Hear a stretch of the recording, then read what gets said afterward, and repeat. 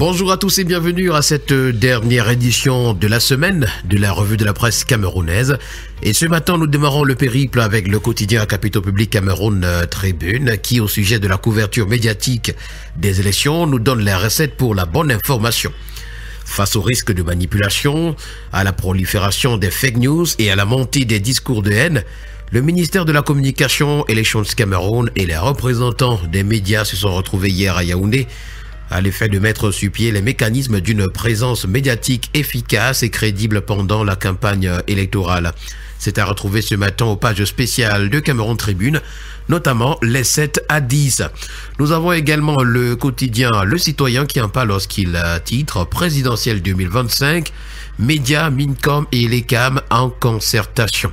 Et puis toujours s'agissant de l'ECAM ce matin, petite une, vote accessible aux malvoyants.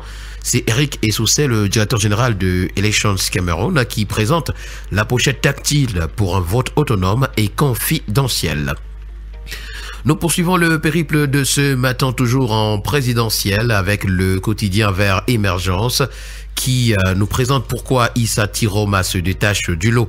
Le candidat du FSNC engrange les soutiens et semble s'imposer comme une sérieuse option. C'est à retrouver ce matin à la page 5 du journal. En petite une, présidentielle toujours, Brenda Bia appelle à ne pas voter son père. Nous avons également le tri-hebdomadaire La Voix des Jeunes qui en parle lorsqu'il titre ce matin Présidentielle 2025, ne votez pas Paul Biya. Brenda Bia, la fille du président camerounais, a surpris l'opinion en déclarant dans une vidéo TikTok qu'elle ne voterait pas pour son père lors de la présidentielle du 12 octobre prochain. C'est à retrouver ce matin à la page 3 du journal. Continuons avec cette présidentielle, c'est la bipolarité qui est brandie à la grande une du quotidien Mutation. Bello Bouba et la patate chaude est le titre à découvrir. Des cadres de l'UNDP exigent au candidat de retirer de son équipe de campagne Pierre Flambeau-Gayap, Nana Aboubakar Diallo, Abba Alim et d'autres personnalités bénéficiaires d'un décret de Paul Biya est toujours en poste. C'est à retrouver ce matin en page 7. Ville morte à Boya, le maire scelle des boutiques et puis Kambélé, des exploitants miniers font de la résistance. Nous continuons ce matin avec le quotidien L'Info à chaud qui parle également de l'élection présidentielle à venir au Cameroun. Et si Tiroma coalise avec Bello, là c'est une interrogation avec les détails à retrouver ce matin à la page 8. Le quotidien bleu Le Jour d'Aman Mana parle de la crise anglophone ce matin et nous fait savoir que le Ghost Town cloue les véhicules au sol. C'est la principale information qui fait la grande une d'ailleurs ce matin. Nous continuons avec la Nouvelle Expression qui s'intéresse pour sa part ce jour aux infrastructures routières. C'est le GCAM qui interpelle encore Ganou Djoumessi. Dans sa récente lettre adressée au ministre des Travaux publics, le président du groupement des entreprises du Cameroun, Célestin Tawamba, attire son attention sur les conséquences graves que l'état désastreux des routes à Douala est en train de causer sur la capitale économique, le Cameroun. Également à retrouver dans les colonnes de la Nouvelle Expression ce matin, partir à tout prix, l'enfer d'un migrant vers le paradis nous est présenté.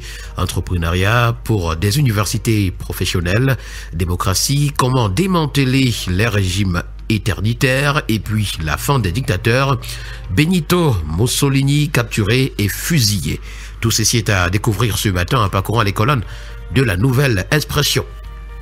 La Voix du consommateur pour sa part nous fait savoir que nos écoles fabriquent des chômeurs.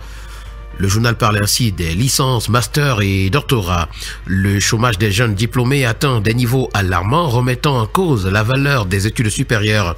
La première lacune réside dans un système éducatif qui ne s'adapte pas aux réalités économiques. Les programmes d'études ne répondent pas aux besoins du marché, entraînant un surplus de diplômés dans certains domaines et une pénurie dans d'autres. Faux billets de banque à retrouver également ce matin en petite une, c'est la BEAC qui appelle à la vigilance. Et puis astuce, comment reconnaître le bon miel? Tout ceci est à retrouver en parcourant les colonnes de la Voix du consommateur. Le Messager pour sa part parle du rachat de Chococam. La fumisterie des frères Diaye est à retrouver ce matin. Et puis, exploitation minière, Kambélé, la poudrière. Nous avons également le quotidien d'information républicaine, le drapeau qui nous conduit à Kambélé ce matin en parlant de scandale foncier. Et c'est Wang qui défie la loi de ce côté-là.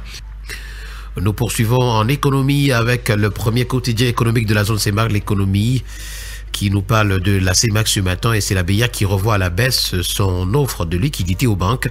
Plusieurs raisons peuvent expliquer cette décision de la Banque des États de l'Afrique centrale.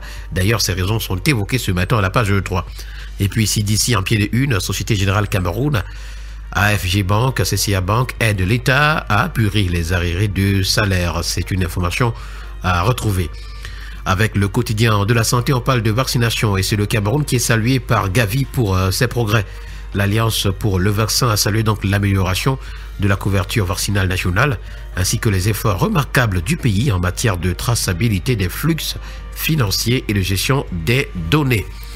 Saison des pluies dans le nord également, paludisme, typhoïde et grippe, des menaces constantes et puis lutte contre le paludisme, les hôtels camerounais en première ligne.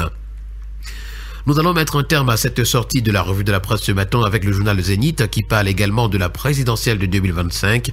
Elle nous fait savoir que la mairie de Yaoundé 2 compromet la paix sociale.